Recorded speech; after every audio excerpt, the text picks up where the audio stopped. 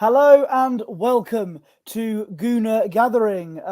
My name is Posh Bertie, aka the poshest man in sports entertainment, as Mr. Meadows here would call me, and I am on host duties tonight. Joining me is to my right on this side of the screen is the making his triumphant return is Mr. Gooner Lee Meads. How Hello, are you, sir. sir? An awful lot better than I was last week. I can breathe, which is a good start. No, And hopefully, excellent. That's an and hopefully you important can hear me as trait to well. have on this channel. It is important to hear my voice. I've got a lot to say, but just before we get into everything, I've already said this off stream, but I'll say it with everybody watching and everything. Posh and Sam, Fran, Matt, everyone who's been on the channel over the week that I've been away have done a phenomenal job. We've had a bit of a crazy week on the old channel in terms of surprise run-ins and a Gooner Gathering Royal Rumble, as Posh so eloquently put it. It's been big crazy. Things are moving fast on the channel, and yeah, big thanks to them guys for doing a phenomenal job. And look, the voice isn't 100%, but I'm going to give it my best shot. And here we go. So, happy days. Happy days are here again. And down here is the brilliant Sam Wilson. Sam, how are you today? Hi, I'm good, thank you. I'm just currently, just to plug a little bit, I'm currently sharing it on Twitter, as we are now live on Twitter. We are indeed. As well as the new Facebook page. Just gonna plug that as well. Absolutely, why not? No, I thought literally about 20 minutes ago I managed to figure out how to get it on Twitter. So I thought that's probably going to do better than it will do on my my Twitch channel. So I'll keep it there for now, and we'll see how it all develops. I want to say hello to Jez, by the way, who left a message in the chat probably about this time yesterday. I think he might have got the day wrong, but he may be watching, he may not be. But so there we go. And Jez was a big help last week in helping the channel grow. And cheeky plug, I think Jez might be part of this on Wednesday. I am not sure. Mm-hmm. But on Wednesday, Gooner Gathering is hitting the big time. Myself and Fran, who isn't here today, will be live on Jez's channel. Yes, it is on his channel on Wednesday with, of all people, Lee Gunner and Kenny Ken. Who some of you in the Arsenal community might know who they are. But yeah, that's going to be interesting. And I'll be sure to give every member of Gooner Gathering a great shout out. And I will make sure that all of you will feature on that channel. No one is going to be left behind here. Let me tell you that now. Ooh, and yes. Speaking of Jez, here he is. We were just talking about Wednesday. Hopefully Lee Gunner and Kenny Ken will still be there, and I'm looking forward to it. Anyway, let's get into what we're really here for, and that is to talk about Aston Villa 2, Arsenal 4, in a game that definitely wasn't stressful at all and was pretty much smooth sailing throughout. Right, made me lose my hair, mate. Absolutely. I mean, I was. I think it's made my hair's a bit more frizzier in stress. I think after watching that game. But so we'll get on with it now. The game did not. Now I was a bit weary and a bit nervous going into the game, and here was the lineup here. Some of the lineup decisions I was a bit skeptical over. I thought Zinchenko needed to be given a bit of a rest after he didn't have the best of games against City. I wanted to see Tierney start. And I wanted a bit of change up front as well. Nketiah wasn't cutting the mustard like he did against Man United, sadly.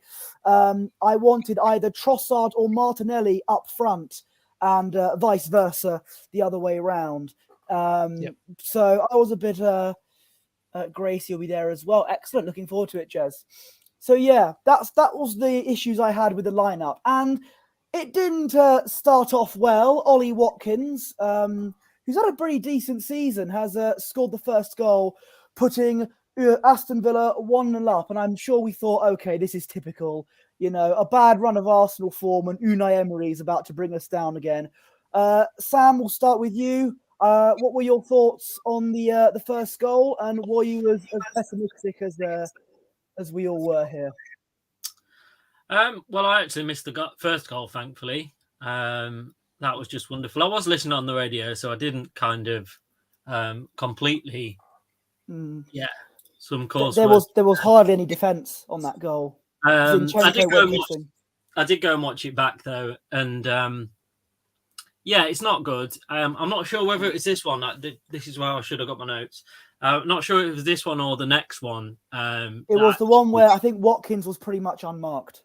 One that Zinchenko was bringing the ball forward and gave the ball away. Yeah, I think it was that one. Spurred off the. Look at it this way. I didn't really see it before. I was talking to actually one of my really good friends, is a Man City fan. And looking at it this way, I think you kind of get a little bit, because he is so good going forward, I think that kind of overshadows the defensive work. And you kind of see the attacking and you kind of forget about the defending.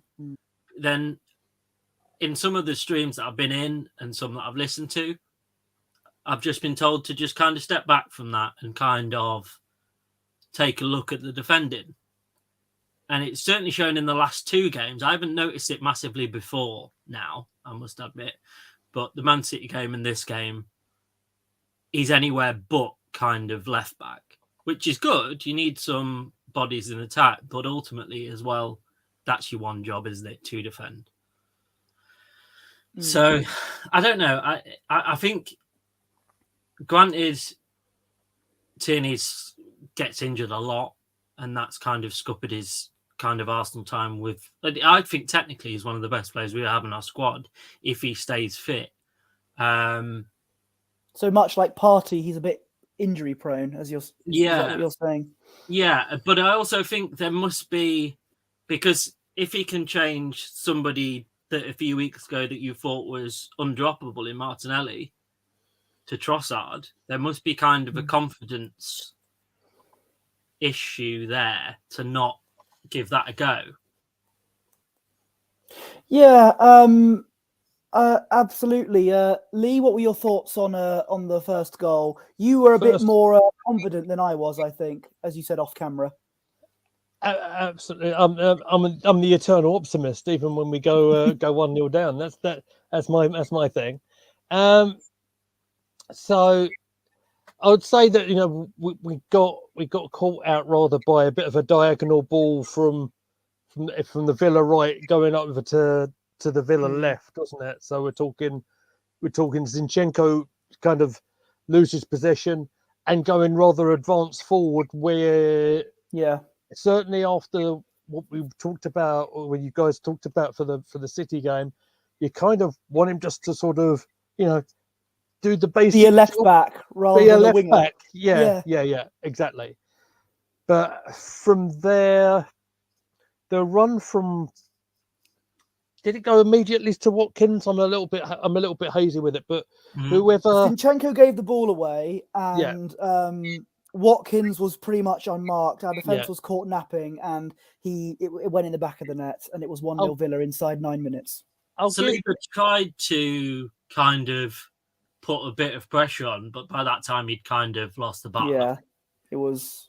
Yeah, you're right. He kind of made that movement to the right, didn't he, to sort of get into a position to try and make it difficult. But I think Watkins' control and his sort of bit of skill to get in that position to shoot was too good for him, to be honest. It goes to show Watkins has been really good in pretty good form recently anyway. In so much as that they decided to sell Danny Ings off to Hammers, didn't they? He was up at West Ham. So, good play. You can't give a good player like him all the space in the world. No. And we were punished for it, in fairness. But you could argue in a very open game, it might have just sort of woken them up a little bit. and we managed to respond relatively quickly. I don't know what exact number of minutes it was for the equalizer, but what I noticed, we'll get to what I was saying in a minute. But yeah, we did manage to respond well with a absolute thunderbolt from Bukayo Saka. Very aggressive shot. I really liked that goal. Yeah, it was a great goal, Sam. Obviously, you didn't see it, but you caught the highlights, didn't you? Yeah. Yeah. So I came in just after Coutinho scored the second and watched the goal back, obviously. Okay. But yeah, it granted, confidence must have been a little bit low, and I think everyone it showed that. Yeah. But I do think for the majority of that game, if it wasn't for kind of Saka's energy and Saka's just belief, a lot of things were kind of working from him. So I think that's what you want, don't you? You want one player that can kind of grab the game, and I think he did. And it's just moments of little brilliance like that can kind of, everyone's not. I think Eddie Nketiah hit the bar just before that from a header. So yeah, it's just moments like that of little brilliance that you kind of need. Yeah, and it was what we needed. It was 1-1, and despite the fact we were playing a bit more slower without Partey, we did have a lot more of the ball, and we wanted to get back in it. But as you mentioned before, Sam, Felipe Coutinho got the second goal in another bit of a. It wasn't the best defensively in the first half, wasn't it? Lee, were you still confident during the second goal? Being the Oddly, yes. But then I might be deluded. It might be the medication. I'm not sure. But again, I just want to briefly sort of touch on Saka before we go into Coutinho. Yeah. Oh yeah. I was being rude. I forgot you. I'm terribly sorry. Getting me on, being that I'm the granddaddy of them all here on this channel. I can't believe it. No. But what I want to say, Ben White, who actually had a much better game, I thought, this time round, after the previous issues that he might have done. Yeah. He put the ball into the box. Okay, so I think, if I'm right in saying it came off of Villa head, I think it was Mings. Saka says, look, I ain't going to put up with any more of this nonsense, and just puts his foot through it. I mean, first of all, technique shown, composure shown, and we've got to remember, especially compared to me, as never such a young lad, to keep a control of the shot, ping it past the World Cup winning goalkeeper as well, who I don't even think saw it go past him. Wonderful. We will talk about Emi Martinez very soon. He's my favourite. I'm sure of it.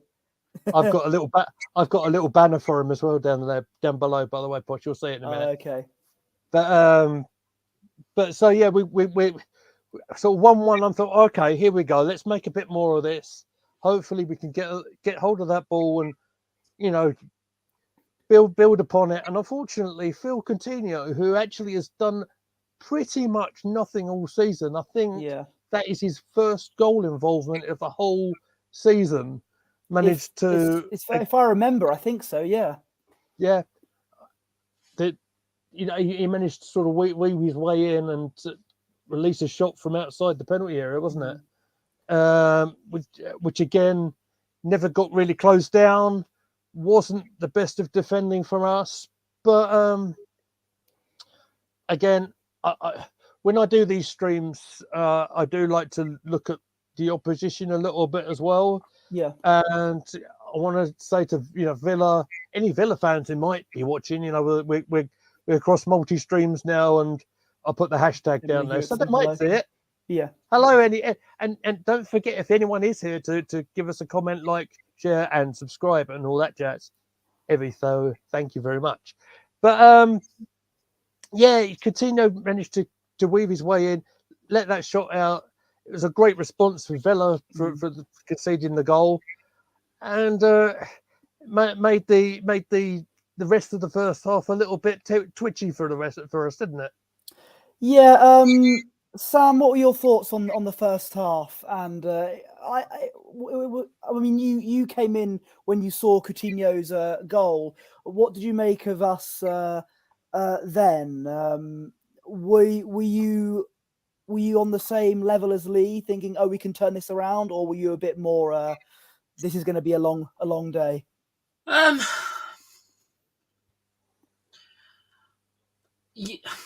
In the back of your mind, the front of your mind just goes straight to the doom, doesn't it? Yeah. We're used to it, really. Most Arsenal fans, here we are again. Yeah. But that wasn't without reason, though, to be fair, Mm. because Villa were the better side, and I believe they were the better side for pretty much the whole of the game. Yeah. First half, definitely. You think to yourself, it's half time. Still a long way to go. People are making out as well that yes, he hasn't had any goal involvements this season, but they're making out that Coutinho is just really this poor player, and he's not. He's not at all. I've always rated him. I always thought he was a really good player. He's one of these people when he was at Liverpool. that you probably won't notice is doing much, but then can just come out with something like that. Granted, yes, we didn't track him or anything, but yeah, it is what it is, I suppose. If you're not going to track a player and give them space, they're going to score, aren't they? Before we go into the second half. What I noticed from the first half so far was that without Thomas Partey, we look like a different team. We don't have the as much creativity as we did and as much free flowing as we did. We were a lot more slower on the ball. Yes, I know that Jorginho and I think, did I say this on Twitter? Or I think I might have said this on a YouTube comment. Yes, what he lacks in pace, he makes up for in putting good balls into the box. But the Thomas Partey shaped hole that we had, it really showed against Villa, especially in the first half. What do you think, Lee?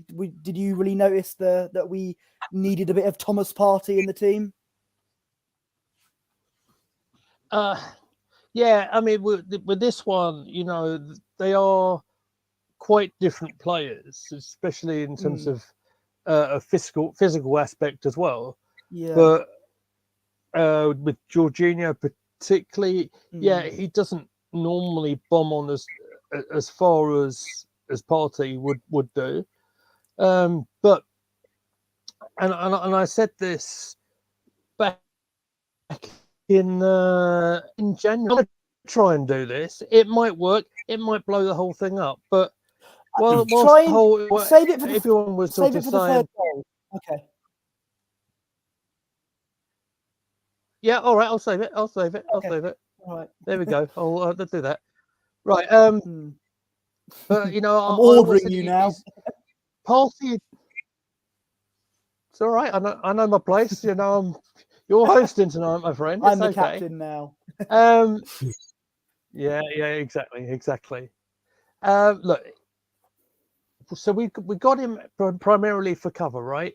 They're very different players. But what I did say, and I've said this all along, is that we definitely needed some experience in the squad. We definitely needed some cover in that position. The price tag was right, and if like this happened, Partey's picked up this nagging injury, probably back from the cup tie, and that's seemingly is not gone away. Noticeably missing in training today as well, by the way. So yeah, you know, Jorginho is, you know, he knows what he's doing. His positional sense is pretty good. I even said this. Well, I didn't say it because couldn't even say much at all last week. But yeah, I noticed this in the City game where he did look, especially first half. He tried to look after the centre halves particularly well. When he rather did keep us in the game. Once one of them got beaten, there Jorginho was to try and clean up everything.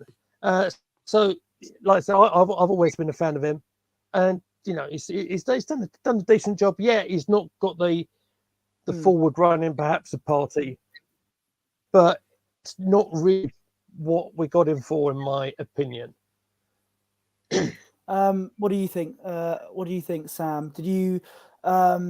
It was clear that we did need Thomas Partey, especially considering Aston Villa have got a lot more creativity in the midfield. Douglas Luiz, Coutinho, and the like. Did you notice that we were a bit more slower when it came to no Thomas Partey? I didn't necessarily notice that we were slower, because we've been slow these last sort of 3 or 4 games. I just noticed we missed a bit of the creativity. That's what I was trying to say. Yeah, I noticed the Granit Xhaka that. So there was this argument before, wasn't there, that there's a Granit Xhaka that plays for us, and then there's a Granit Xhaka that plays for Switzerland. And again, that was my worry, was that you're now starting to see that Granit Xhaka without Partey, because he now believes that he needs to be that sole cover of the back line. So that was more my worry, is that we underestimate how much that helps him to be able to just kind of go forward and not have to worry about the defence as much. So that was my worry, rather than just that we were slower, because I just think that's something we have been for the last sort of 3 or 4 games. Yeah, of course. But yeah, and Jorginho, of course. Yes, I've seen the message. Hello, it's a couple thing. Good to see you both. Good to see you in the chat. And yeah, it's no, I agree. I think Granit Xhaka is a bit different for him without Partey. But yeah, and Jorginho did well. I will give him credit where it's due. And some of the chances he tried to set up, I thought was very good. So I will definitely give Jorginho a lot of credit there. He has been good against Man City and against Villa. So the second half, it took 60 odd minutes for us to get the second equaliser.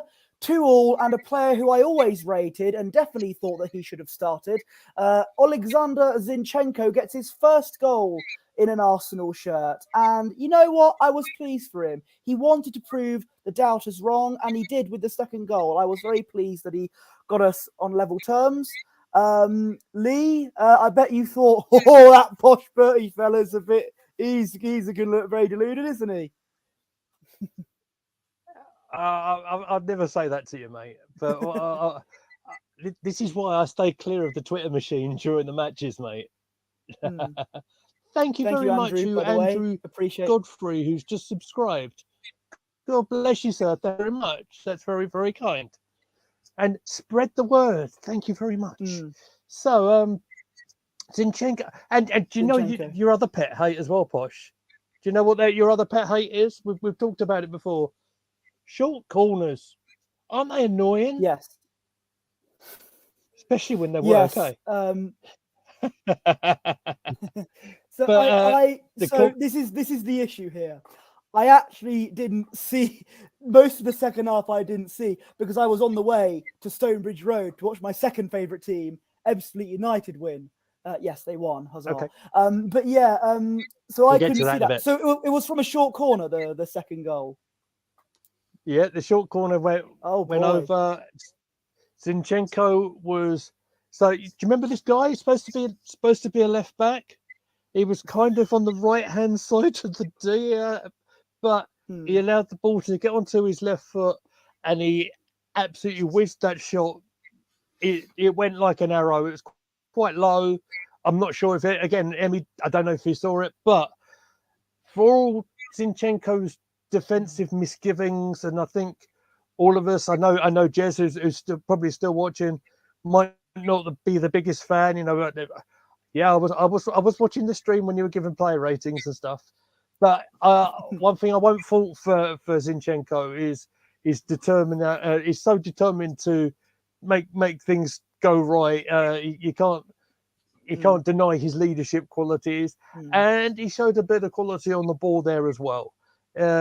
He managed to get in find a little pocket of space where the Villa. I don't know about the Villa defenders. I don't think the Arsenal players expected him to be there as well. But he unleashed that shot. Wonderful for him. It was. Did you I don't know if you saw his goal celebration as well, or it was more of a talking to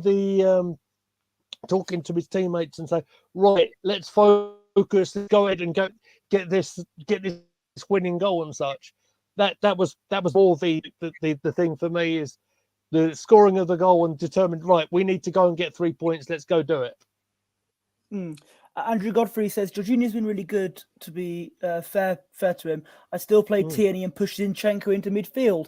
Yeah, I was saying earlier on, obviously, before Zinchenko got the goal, he needed a bit of a break, and I would have started Kieran Tierney. And I would have probably said that when the first goal was scored. But Zinchenko, he wants to be more of a midfielder than a left back, it's fair to say, because you don't really see him in that left back position most of the time. But hey, he scored the second goal for Arsenal, so I'll give him that credit. So now, rather stressfully, we'll go into I would say, yes, Lee. Yes, sir. Can I bet it's a lot of feedback coming from someone's microphone, and I'm not sure which one it's coming from. I don't know if it's coming from me or one of you two guys. So if I mute myself, and if it's still there, because I'm sure it's annoying everybody else at home as well. I don't think it's from me.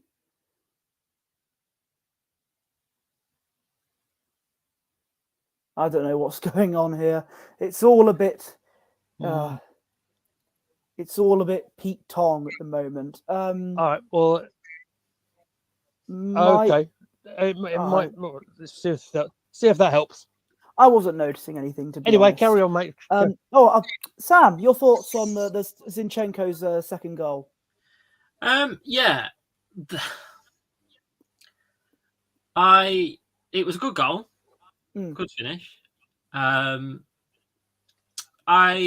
will give him some credit. I think he is a person that you need around the dressing room. I think he's someone that gives the others energy when necessarily you might not feel it. So for that, I will give him some credit, and it gets you back into the game, doesn't it? So, yeah, that's my thoughts on it, really. Okay. So also in the second half, we had quite a few chances to actually go 3-2 up, but we did not make them count. And by that, you had Odegaard missing a really good chance. Nketiah missed about 3 chances, and people were saying, Jesus would have scored all those goals. Nketiah, he cannot finish, etc. But the Odegaard goal, I mean, it was very stressful. Did you catch that highlight, Lee? The Odegaard chance, which he put just wide, which triggered you on Twitter, right? Yes, absolutely. Yes, indeed. Absolutely. So yeah, I saw the chance, but again, oddly, your head in hands moment, especially when you're getting towards that last period of the game. What was it? About 10 to play, something like that. And I mean, it was a massive chance, but I don't think anyone's ever prompted me to go on a rant on Twitter like that. I mean, we see players miss chances, and believe me, boys and girls, I'm going to get to that after we've talked about the matches and the goals. I have one or two things to say. I mean, that's going to surprise if you're talking about Eddie, we're going to get to him next. Excellent stuff. So, but I mean, the best of them have missed chances from that position. Ljungberg, Scholes, Beckham. you know, you can name them all.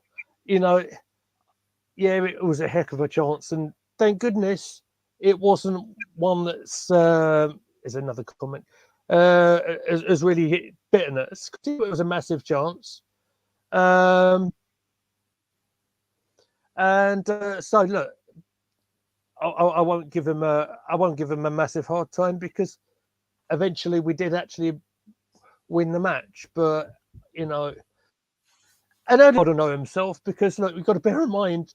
I am going to cut him a little bit of slack, because I believe he's right up there with our top scorers in the season, and with that, his impact in particular, the second goal in the North London derby, you know, we wouldn't be where we are. So I'm not going to give him a massive hard time.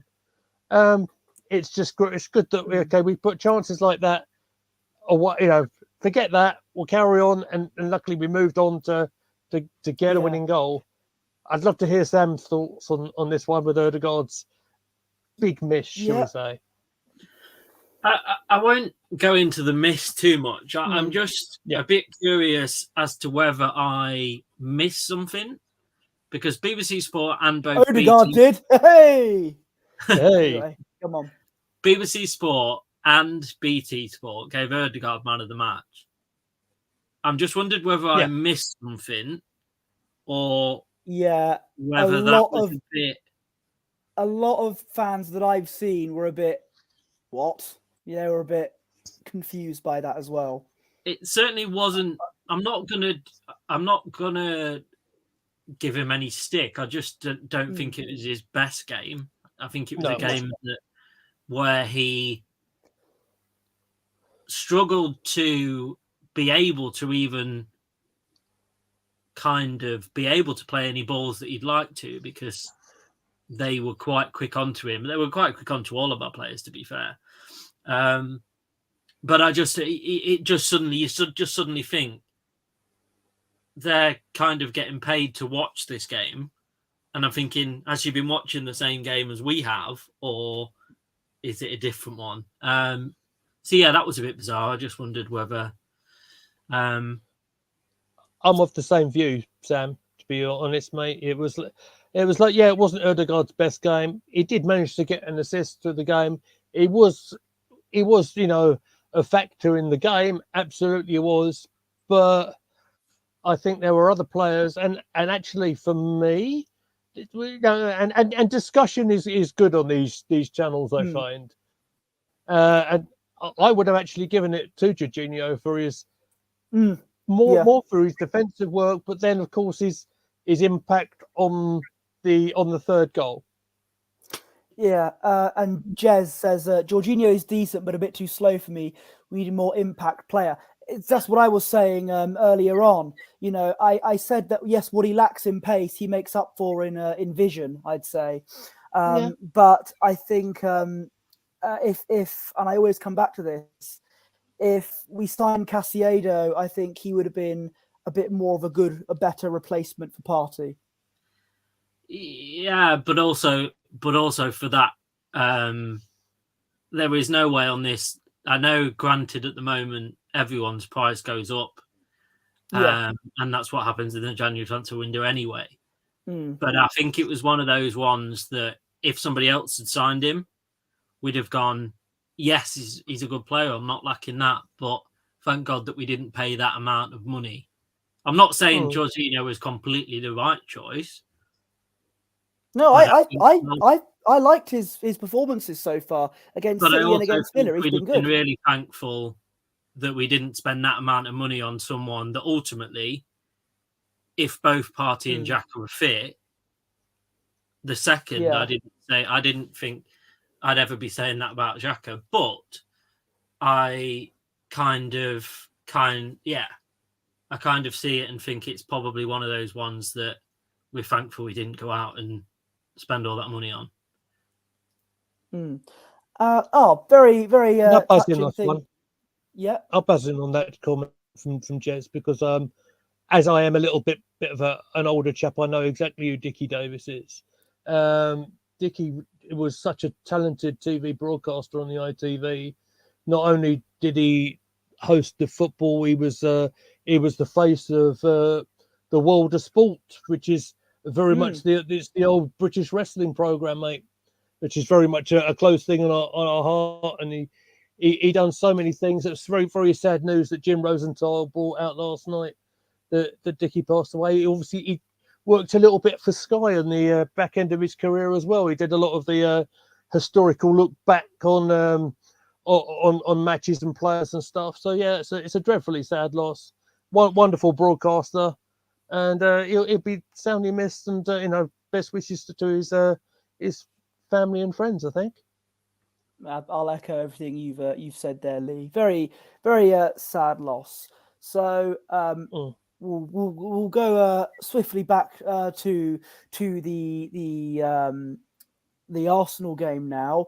We've had Odegaard's miss, and now you mentioned it's good to have these types of discussions about our different thoughts on different players. I think there's going to be a bit of a discussion here because Mr. Edward Nketiah.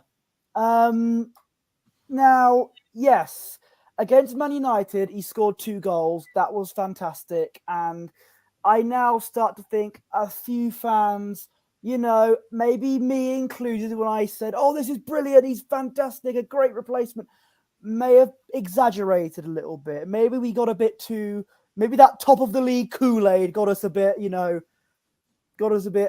excited, if you will. But Nketiah against City and against Villa, how many chances can a striker have?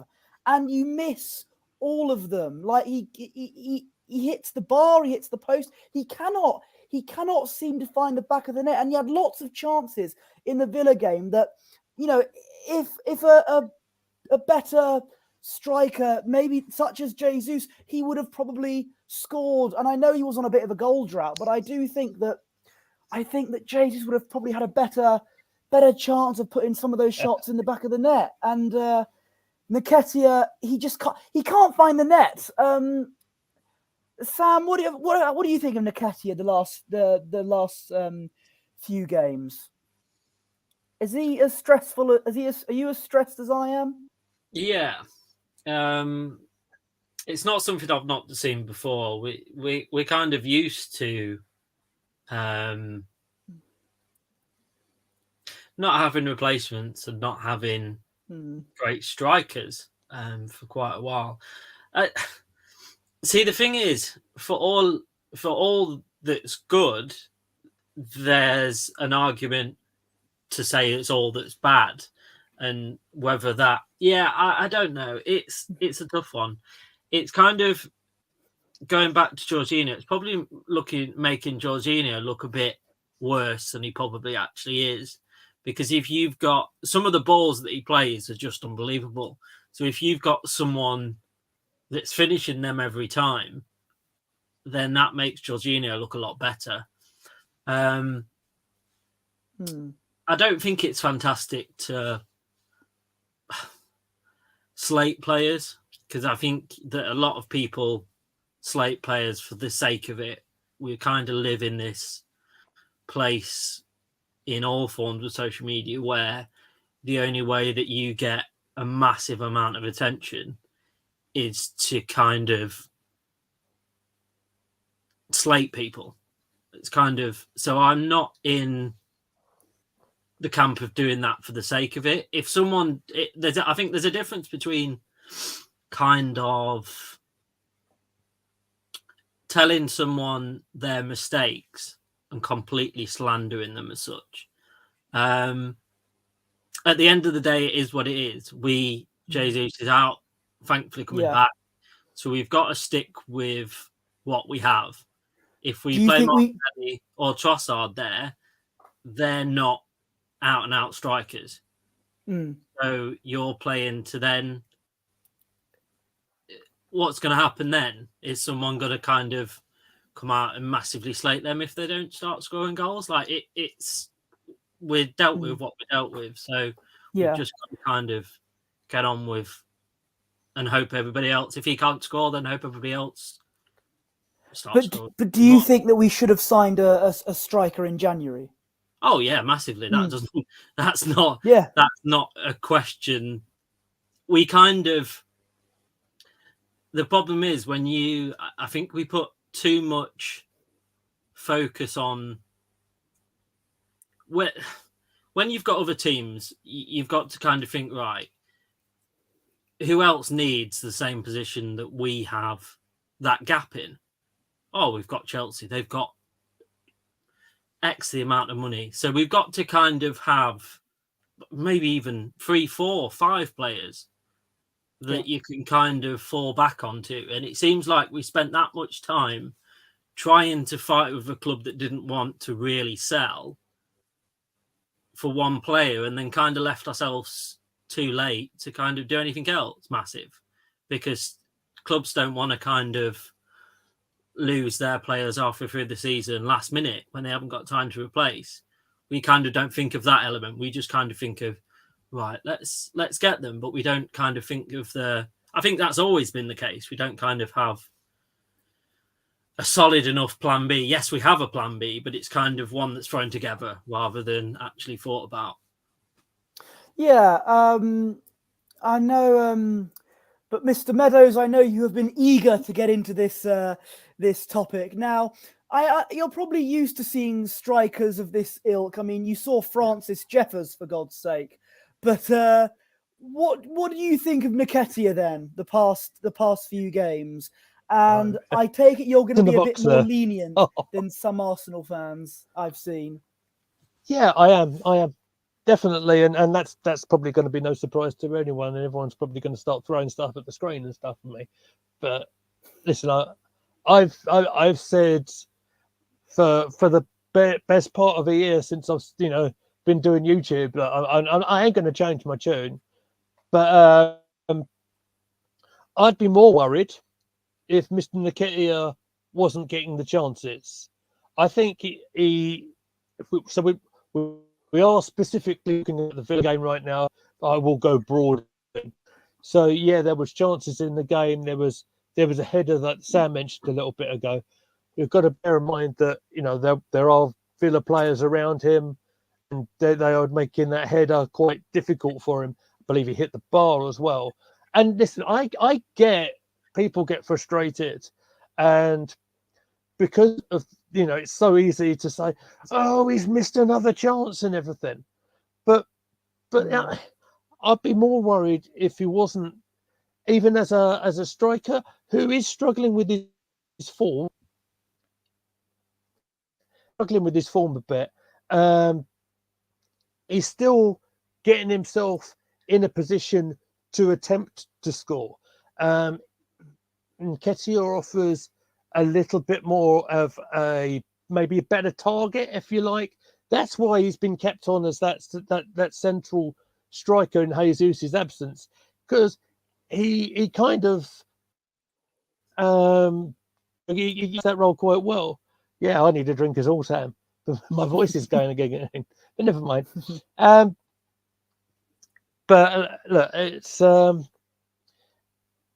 I'd be very remiss and be very wrong of me to criticise Eddie after everything that I've said, because I am not a hypocrite. I'm just going to say what I think. But be that as it may, and we spoke about social media as well. He's going to see it all, by the way. He's going to see all the comments that come out saying, "Oh, he's not good enough for Arsenal." And do you think that might play on him mentally as well when a chance comes his way, either on his feet or on his head? Don't you think he'll be thinking of that as that ball comes to him? Let me give you another example. Kind of come to me during the Spurs game yesterday, when Tottenham brought Son on, guy who won the Golden Boot last season, who has, again, much like Nketiah, he's really struggled. He went a long period with no goal, come on as substitutes, got a hat trick, that's well known, came off the bench yesterday for Spurs, and he put away a chance like there's been no tomorrow. Like nothing's been going on. That's the thing. That's football, right? And people are going to have different opinions with me, and I respect that. Like Andrew says in the comments, then Nketiah not good enough. Play Martinelli through the middle. That's what I was saying. Him or Trossard. But Dom. Martinelli has also had a bit of a struggle as well. I mean, that's well known. But personally, yeah, maybe I think Nketiah has run out of steam a little bit as well, because it has been a long time since Jesus played. Nketiah has played pretty much every single game, and it might do him some good to get out the firing line a little bit. Say Martinelli over Saturday, who was on the bench for the first time. Trossard made the start. Martinelli comes on as substitute, and he does go and score from the. You know, I know we're a little bit out of line here, but would imagine that would have boosted his confidence up rather well as well. So, look, that's my opinion. If anyone's still watching the chat, and if you want to have a different opinion, you know what? That's what discussion's all about. That's what this channel's all about. So we'll read all the comments and everything, and we'll keep the discussion going a little bit. Okay, well, you mentioned boosting Martinelli's confidence. Let's talk about something that boosted all of our confidence. We did we did have all these chances being missed for us, but we may have left it too late. But at the end of the day, in the 93rd minute, Jorginho decided. A lot of Arsenal fans were saying, "Don't lay it off to Jorginho, don't do it." But he laid it off to Jorginho, whacked it in the net, and bounced off former Arsenal keeper Emi Martinez to make it Villa 2, Arsenal 3. Emiliano Martinez, once a Gooner, always a Gooner. And Lee, I'll give your voice a bit of a rest. Sam, were you pleased? I take it you were pleased with Jorginho scoring the goal there. Yeah, they say karma works in mysterious ways, don't they? And yeah, without being too harsh, that's what it gets you, doesn't it? Coming out and slating a club that you once played for. But no, at the end of the day, if you look at it one way, all the time that he wasted in taking his time with all the goal kicks, thinking he's been really clever, it's come back to bite him on the bum, hasn't it? Because if it hadn't, then there might not have been the time for us to score. So, yeah. It is what it is, isn't it? Any other day, it probably would have hit the bar and gone back out to the edge of the box, but it was just our moment, wasn't it? Absolutely, and we needed that moment because we've been trying to score constantly and we keep missing the net. But I'm just glad that this was the moment that turned out well in the end. Understood the mission. Ever just the real kind quick. of pessimist, though, I kept saying in that second half, watching it, that Villa kind of did look a little bit more dangerous going forward than we did. I was kind of a little bit worried every time they got near the edge of our box, because they looked, before we scored, they looked the more likely to score, I think. So there is that. But again, it's what happens sometimes. You get the look sometimes and you don't. And I think a lot of that came from the fact that we were putting an awful lot of people forward. I think there was an occasion where Villa broke on us and there was only about two back. I think Jorginho might have been one of them. But I think Arteta realised this was an absolute must-win game. That's why people were going forward like they were to attempt to win it. Yeah, we rode our luck a little bit, but even if we'd come away with the 1-1 draw, I think we'd be saying, "Oh, that's it." We'll be getting on these streams, and they'll be saying, "Oh no, it's absolutely not good enough," and all this sort of stuff. But he took a risk, and and maybe that was a little bit of the plan B as well. I believe they kept throwing. Yeah, and I believe. We've gone I was going silent. to say that I believe you have a video to show us regarding your thoughts on Jorginho after that goal. Well, this video, I wanted to make this absolutely clear before so this was from our live stream on the 31st of January. This was deadline day, and I was just talking about my thoughts of Jorginho coming into the club. Hopefully this will work. It might not. I'll try. So my thoughts are, so we've got a guy here who is a really decent player, who's really experienced. Good penalty taker. Oh, I said on the stream, I'm not a fan. I'm not a fan of that hop, skip and a jump. I'm not. But what I am a fan of is his leadership. I'm a fan of the way he plays. He's going to be a deep line midfielder. It's going to be, like you said, Xhaka and Partey have been pretty much irremovable in our midfield. I thought it sounded like a decent move to me. Decent money for, I think, about 18-month contract. I think it's a really good shout. So there you have it. Okay, we've got a few comments. Niall Kane, good to see you again, saying big ups, lads. Hope you're feeling better soon. Lee, hello, Niall Kane. Welcome. Hopefully, I won't get done for copyright. Yeah, that's my own channel, mate.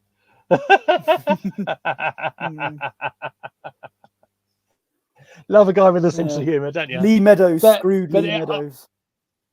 Oh yeah, but the Johnson screw job, righto, mate. But look, as I said, whilst a lot of us were questioning the signing, I was out there and just saying, look, for an experienced guy who knows what he's doing, and the video said that, it was like a bit of experience, someone who knows how to play the game well. He'd actually scored for Chelsea against Villa in the same fixture last season, I believe. So it's not unheard of him going to get a goal. I mean, goodness gracious, how important is that going to be at the end of the season? But that was just my thoughts anyway. Niall Kane, same surname as Jack Meadows from the old ITV drama The Bill.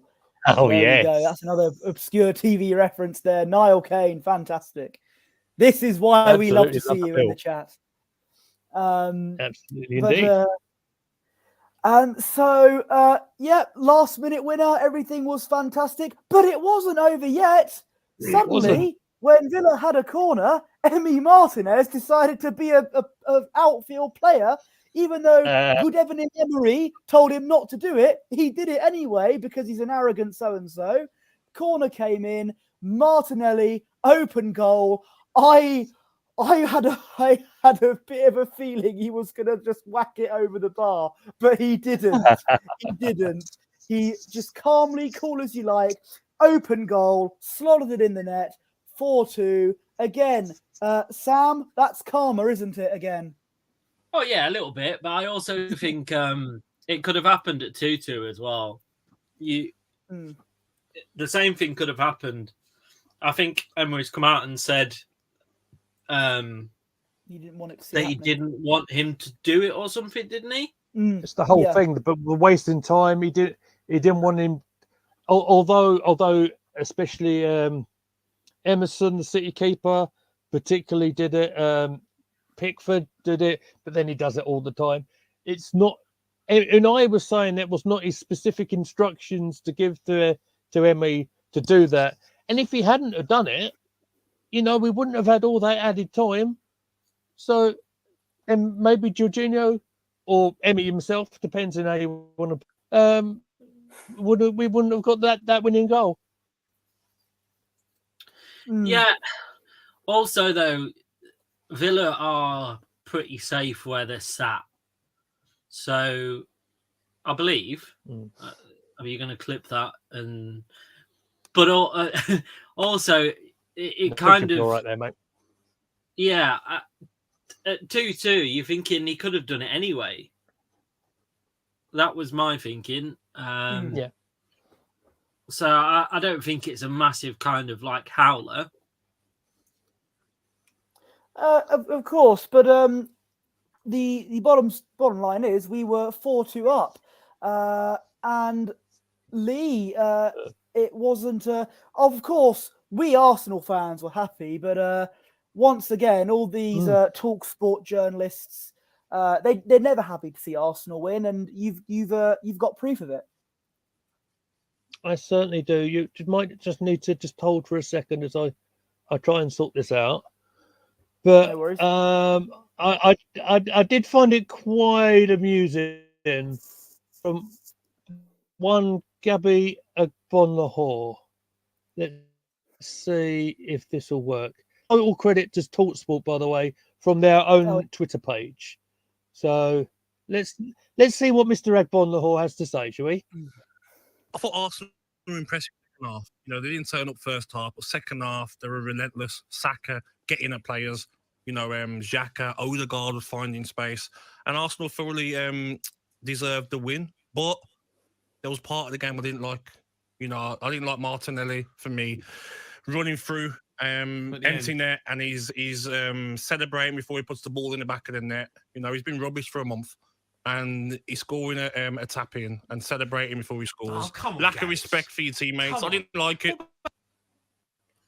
So, Well, there you are. Gabby Agbonlahor, to be fair, really had a decent career anyway. There I am. well, I don't like. I'm only playing. Yeah, I don't like to come along with this.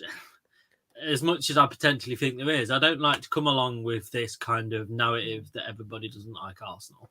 But it's kind of like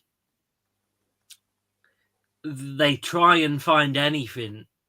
Again, it kind of links back to what I was saying earlier about in terms of Nketiah and how the media, social media, etc. works. It kind of feels like you have to say something negative in order to. They can't just say, look, sometimes you get the luck of the draw, sometimes you don't. Yeah. And you can see in the you can see in the presenter kind of going, well, come on. I think you're kind of trying to almost look for the negative. If that had been his own team, I didn't even notice it. And that's not me just. That's not just me coming along as an Arsenal fan and high and mighty and going, oh, he hasn't celebrated. But I didn't even notice it. If that had been his team, it would probably been the same because he wrapped up in this moment of fantastic, we've won. Yeah. Absolutely. So I'll go with this now. I've seen occasions where, particularly in more so in rugby. I'm not a big rugby person by any stretch of the imagination, but I've seen it before where obviously someone might get a pass to them and they sort of clean through or something, but then someone's managed to sort of tackle back or whatever and prevented the ball from being grounded over the line and such. But that would have been on Martinez. No, let me get the name right. Sorry, Martinelli himself. Yeah, he would have lined himself up for a whole heap of criticism had he missed. He didn't. And by the way, we all knew he was going to score. Look at Vieira on the pitch. Look at Tierney on the pitch. I know we can't really show the pictures, unfortunately, but they all knew he was going to score. What a brilliant way for Martinelli to get back on the score sheet after being rubbish for a month. He'd know all about being rubbish for a month. I didn't. I'm only playing. Well, But you know, they don't like watching Arsenal celebrate for some reason. No, I don't get it, mate. I don't. From someone who's grown up watching Ian Wright literally celebrate every goal like it's a piece of drama, which it actually is, by the way. Shall we go back to the 1920s? Oh, jolly good goal, sir. Very good. Let me shake your hand. Off we go again. What-o? Come on now. It reminds me of my school days. Just a thought in my head. What would he say about commentators from different countries that go absolutely Yeah, crazy. the South Whoever's- Americans are great at it. See, yeah, it's just a bit of a kind of picking up and clutching on anything really to kind of Nitpicking. yeah, pretty much. Absolutely. I mean, yeah, he'd probably lose his mind, but then let's be fair on Agbonlahor. I'll give him a bit of credit. Look, he didn't really know how to score on the pitch. It's jealousy. Yeah, possibly. But look, Agbonlahor is trying to be relevant, right? And yeah, I get it, and it's they've got the reputation for doing it.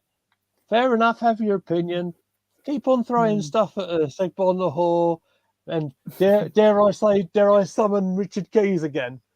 Oh, go on, Lord, Careful, the lights are on. Lights are on. I'm not Thunderbolts of saying crash, and it will No. go wrong. The last time I mentioned him, the power went out in my house. So It was. I think he's out to get me. The stream. It was great. It must just be though, like when you're on something like Talk Sport, every time I turn it on, when I just go and listen, just on the off occasion or when I've got a short journey, they must kind of. I think they must have like a telephone directory of ex-players. So you must be thinking, right, if I don't say something that's a bit off the cuff now and The quite ratings will just quite funny, then they're going to replace me with someone else. So it must be constantly. I imagine it's not that great an environment because you must be constantly thinking in the back of your head, they're going to get somebody else on if I don't say something that makes me relevant almost. I will give a counterbalance argument because that's what I'm all about as well. And Agbonlahor, I believe, was bouncing off the stream with Laura Woods, who, as Sophie said, when I had her on Desert Island, Sophie is the nicest. Sorry, and Sophie is too. But Laura is so nice and such an Arsenal fan. She's so good at fighting her corner as well, because we all know she's a Gooner girl as well. Yeah. But I think it's perhaps kind of pre-planned a little bit, like the old soap operas, if you like. They'll probably go into a pre-production meeting or something, and they'll go bullet points. And I mean, I've said this line before. We're unscripted, we're uncensored, pretty much, and uncooked. We're off the fly. We don't need to script anything. We'll just bounce off each other. That's a raw, genuine debate, But it's like I don't know. It feels like a little bit of an agenda. They can keep on throwing it at us as far as I'm concerned. I will say, let's see off the end. Gabby Agbonlahor also said that Casemiro should have been arrested after that red card against Palace.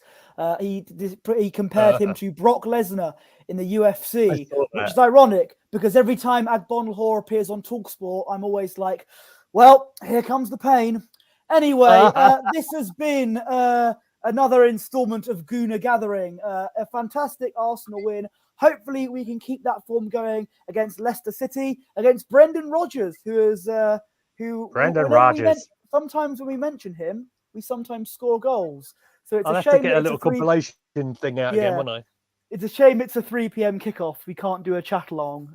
We would have mentioned his name a lot if that was the case. But I hope we can show great character.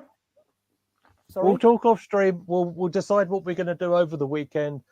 I would imagine I'd get some of you, one of you, a couple of you, to do a little bit of a pre-game if we can.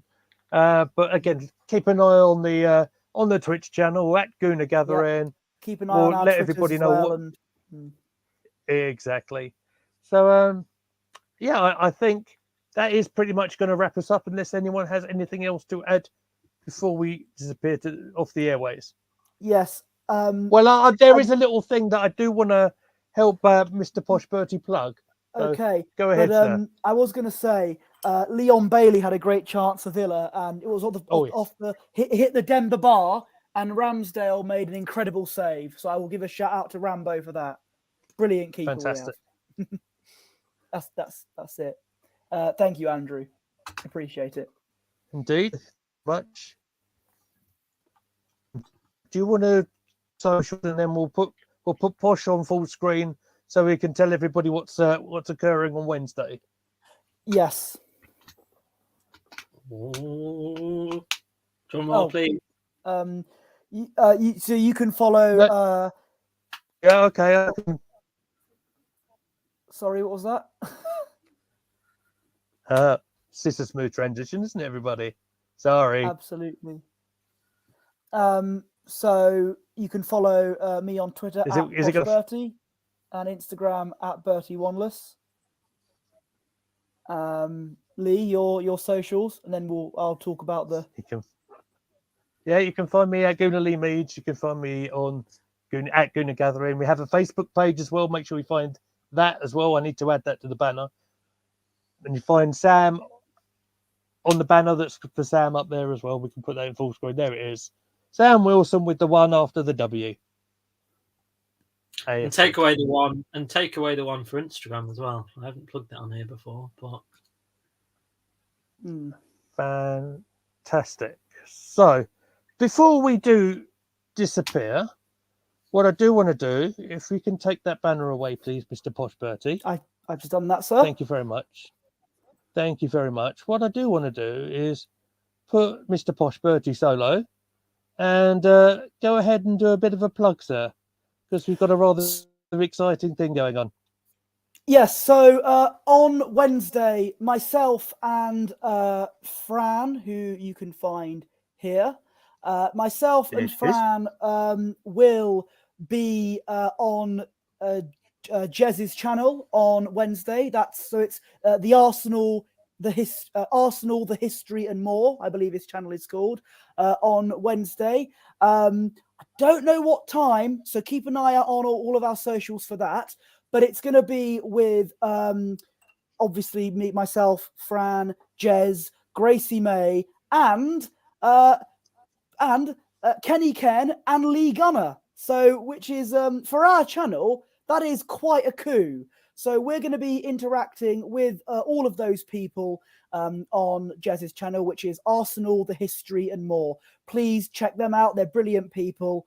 And I cannot wait for Wednesday. It's going to be fantastic. 6 p.m. Thank you very much, Sam. So 6 p.m. Wednesday, me and Fran with Gracie May, Jez, Lee Gunner, and Kenny Ken. And Sam confirmed that as well, Jez. Thank you very much. It's going to be very good. I can't wait for it. And I hope you can tune in too. Brilliant stuff. No, I'll definitely be watching.